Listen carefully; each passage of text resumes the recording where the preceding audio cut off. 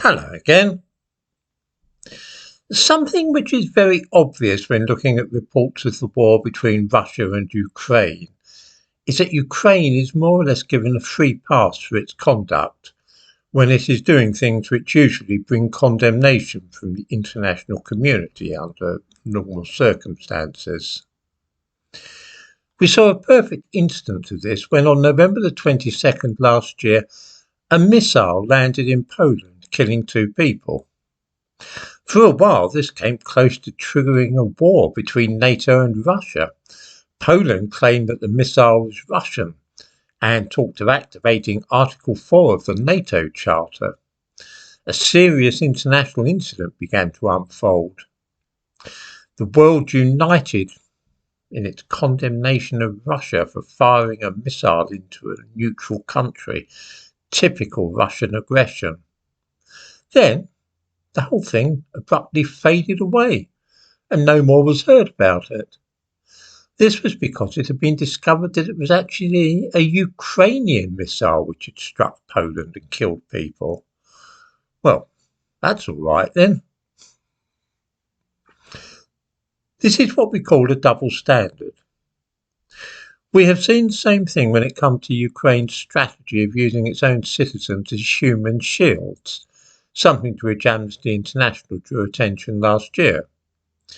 This needs a little explanation, perhaps. If you wish to attack another country while still portraying yourself as a victim, then one method is to make sure that the response to your attack results in civilian deaths, especially those of children and sick people.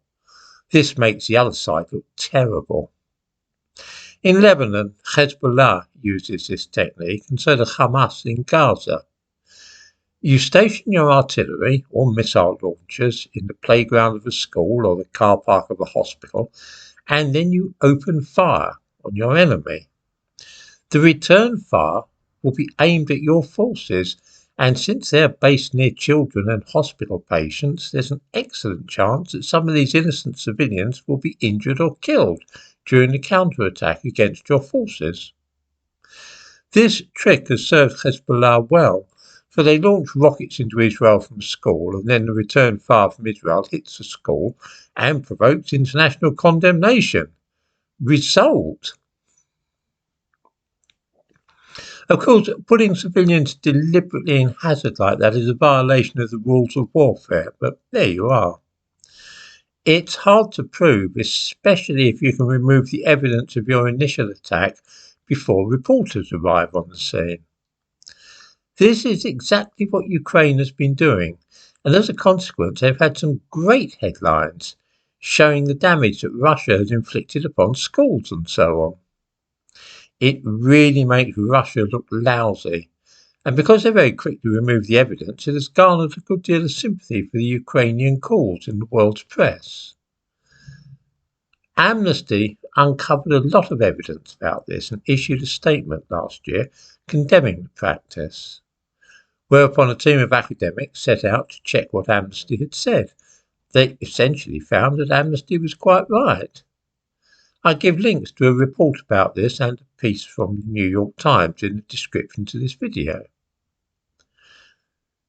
In Europe and the United States, Ukraine can do no wrong.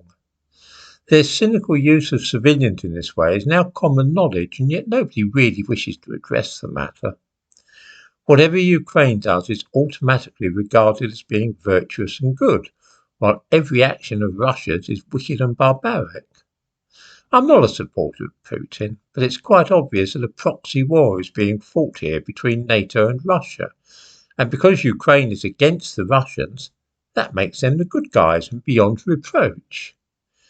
It will be interesting to see how all this is viewed in 10 or 20 years with a little perspective, because I very much doubt that history will view this in the same light that we do now.